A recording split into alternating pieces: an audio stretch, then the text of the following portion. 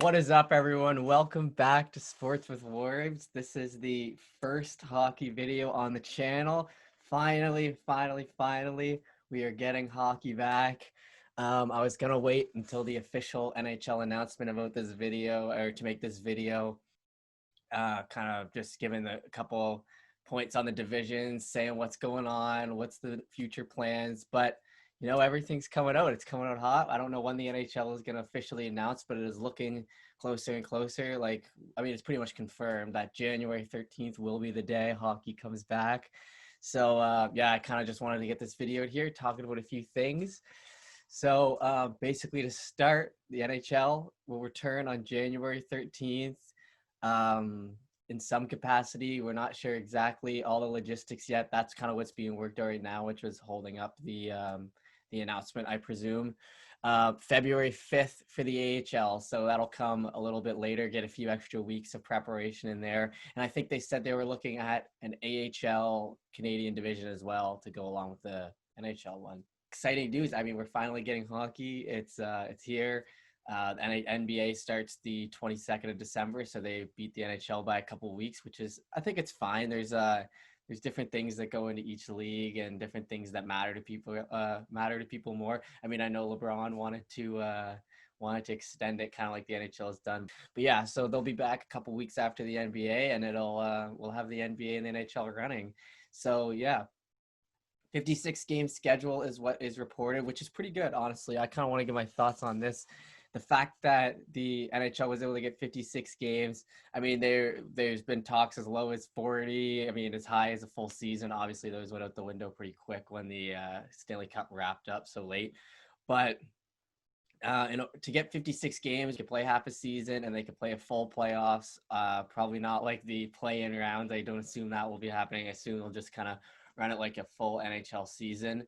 But yeah, 56 games, happy with that. They're going to be playing the playoffs into the summer, though, at this rate. So the playoffs will go later than it usually goes. But yeah, there's the big hurdle that they got over this week was the owners were trying to get some more money, but the NHL said you agreed to the CBA. Back in July 6th, actually, was when that CBA was signed. So that they were able to get past that, and they were able to get past the financial aspect and then start planning how they're actually going to do the season, which is what we're waiting on now. So that's why we can kind of officially announce it, that it's going to happen, but we don't know exactly what's happening. There will be 10-day training camp. So this is kind of interesting because usually NHL teams have at least 2 weeks to get into their rhythm. I think that's kind of what's typical. Get the guys in for 2 weeks plus to go with the 2 weeks for the COVID quarantine. It's that kind of made sense, but it looks like they're just kind of going head first on January 2nd, I believe. As soon as these guys are done New Year's, pretty much they're off to it. 10-day training camps. Is it enough? That's the question. They're also, the big news with that is no preseason, so they won't be playing any games. Even for the round robin play-in, we had the games. Edmonton played Calgary. There was a couple warm-up games there, but there'll be none of that. They're just going into the season. They've wasted enough time. Hockey is back. It'll be regular season play. I don't know. It's exciting. It'll be high octane. I mean, we're going to get into the divisions and how different this year is actually going to be, but just to start off, I mean, there will be hockey.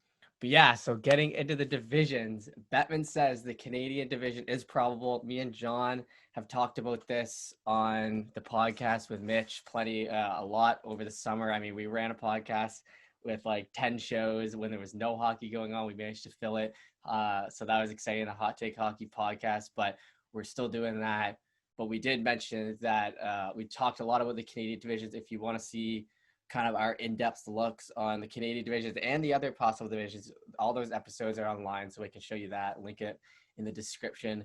But the Canadian division is probable, and it's going to happen. And they've kind of got Pierre LeBrun, who's been one of the main guys, along with Elliot Friedman, has kind of got the divisions laid out, barring any major changes, which I don't see happening because they're kind of trying to, I get the feeling that they're kind of trying to move fast through this stuff now. And they're like, yes, this is good. Canadian division works perfectly. The U.S. teams, we could kind of line up. Well, we've got them in these ones. Like, are we really going to switch anything around? Is kind of my feeling. So I'm confident bringing these divisions to you guys. The USA 1 division. I don't know the official names of the divisions. I did see an article that it was a tweet. One of the reporters said, would you care if the NHL sold the names to these divisions for the year to make back some of the money they've lost? So we'll see what happens there. I mean, it was the example they used was the Tim Hortons division, which would be something else. I don't know. I don't know how I feel about that. I'm just happy we have hockey. So that's kind of how I'm looking at that. If they wanted to give these division sponsorship names, it's better than on the jerseys or the ice. So we'll see. But USA 1 division is what I just have it labeled as now. We got Boston, Buffalo, New Jersey, the Islanders, Rangers, Philadelphia, Penguins, and Capitals. So, I mean, looking at this division, I think it's looking pretty good. I mean, it's looking solid. There's a lot of teams. You got the teams like Boston, Philadelphia, the Penguins, Capitals, who are well established. We kind of know they're going to be good. But then you got the Rangers, who I think is a big wild card heading into this year. Going to watch a lot of Rangers with Lafreniere, Kakko playing his second year. They still got Panarin, obviously. So I'll be looking at them. They're kind of like a wild card team who could possibly crack that top 3. And then you've got the Islanders, who are also a team that's good. They've made the playoffs. They've got the best coach in the league. I've been saying that for over a year, Barry Trotz. So I don't know. And then the only teams I'd say were losers for this division off look is Buffalo and kind of New Jersey, just because Buffalo, I feel like they're trying to push for a playoff spot, maybe a wild card, but their division's hard. I don't see them getting one of these top 3 spots. So if they're fighting, I think they might still be in the race, but I just think that this alignment didn't exactly fall great for them looking ahead to the other divisions.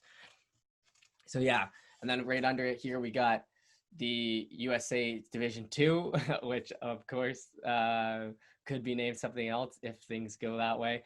But we've got the Hurricanes, the Blue Jackets, Detroit, Chicago, Florida, the Wild, Predators, and the Stanley Cup champions. I put a little Stanley Cup there because they are the defending champs, the Lightning. So I think this is Lightning's division to lose. I mean, they should be able to finish first.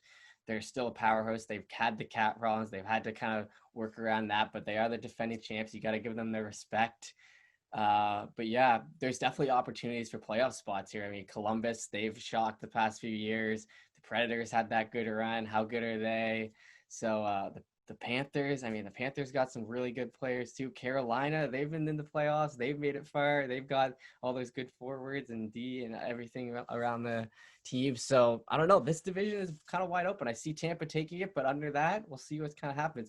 Maybe I'll do a full projections video before the season starts in a couple weeks, I guess, and maybe give the exact what I think is going to happen. And then I'll be able to look back on that later in the year. But moving kind of on, this is the division that I probably know the best about the teams, just because it's the Oilers kind of play with these teams, and those are most of the games that I watch. So you got the Ducks, the Coyotes, the Avalanche, Dallas, Kings, San Jose, St. Louis, and Golden Knights. I mean, I've said for a while I think the Golden Knights would be good. I watch the Oilers play them a lot. They're a skilled team. It's come out that they might be trying to shop guys like Stone, Pacioretty, Fleury, so some of those original Knights and some of those big signings. But you don't know. I mean, looking at them right now, they got to get under that cap floor, but they're looking good. I mean, they just signed Pietrangelo. They'll be playing against St. Louis. Yeah, I mean, I got the Avalanche doing good. And like I said, St. Louis doing good. The other thing I want to say is the Blackhawks and St. Louis being in different divisions. That's a big U.S. rivalry that's kind of split up that we're going to be missing out on this year. It's kind of sad to see that, but I mean, there will be casualties, right? Like, we're not going to see the Leafs get beat up on by the Bruins in the playoffs this year, or we might, but they're not going to be doing it in the regular season because of this. So yeah, having those two teams split up, I think the Yotes are kind of in a weird spot where people have them hyped up and they thought they'd be doing good, but then they kind of lost their GM, and a lot of these guys, they're not really sure. They've always faced this turmoil, so I'm not exactly sure how those Yotes will do in this division. But I think the Golden Knights will be one of the top teams, the Avalanche, and then maybe St. Louis to round it out. But there's also opportunities there as well. Could Dallas be a team that goes to the Stanley Cup one year, Stanley Cup Finals, and then doesn't make the playoffs the next year? I mean, this realignment, there's competition. I think they could make it in, but they're missing Sagan off the jump. They're missing Bishop off the jump. It's going to be tough. We're going to have to keep an eye on the Stars after making it all the way to the Stanley Cup Finals in the bubble. But then finally, the division I think everyone, at least me as a Canadian and Oilers fan, is most excited for. I think a lot of people are most excited for this one, is the Canada division. I mean, this is stuff you dream of. I didn't imagine I would ever see this in my life, where we'd just be playing Canadian teams, like rivalry after rivalry every night with tons of exciting matchups, especially when the Canadian division's this good. It was not too far in the past that the Canadian division was not nearly this good, and there was a lot of teams that are floundering, but right now it's not that time. This will be a good division.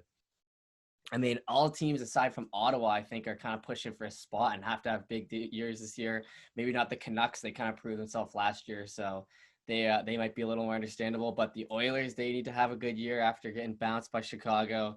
The Flames just signed Markstrom; they got to prove they could do it. They got Gaudreau, who's kind of hasn't been the star, but with Kachuk coming out ahead, but they're still a team that I think needs to do good this year, making it. I mean, the Flames need to make it in a playoff spot. I'll say that as an Oilers fan. Like they are a good enough team. They should be there. So that'll create competition. The Jets, they've got all their good pieces. They had a bunch of guys leave, but then they kind of rebuilt it. And now they're saying trade Line, which I don't understand.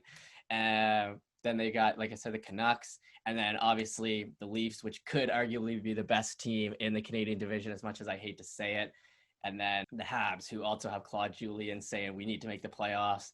And we've got all these guys. They're kind of they've got the best goaltending tandem in the league. So it'll be exciting. I mean, this Canadian division is awesome. I'm definitely going to talk more about that as we move closer to the season. But that's kind of just my initial thoughts on that going in. But until then, hockey will be played without fans, and we will all love it because it is back. Finally, January 13th. Circle your calendar. It is back. Hopefully, I'm not jinxing it, but we'll see you then. I'll have some more hockey videos coming to you. This is the first, obviously, video and the first announcement. I'm excited to bring it to you. Anything big that's kind of happens in the next little bit, I'll also make a video on. I'm going to be making a video on the Blue Jays soon as things start picking up for them. They've been in talks with a bunch of players lately, but nothing has happened yet. So I'm kind of waiting for at least that first domino to drop. Then I'll kind of go make a vid on what I'm thinking with that and how they kind of move forward, because it is a big point in the MLB free agency right now. They just had winter meetings, so I don't want to make that video too soon and then upload it and have it outdated a day later. So I'm kind of waiting for that. But until then, hockey's back. Keeping an eye on the news. Hope you guys enjoyed the video, and I will see you soon.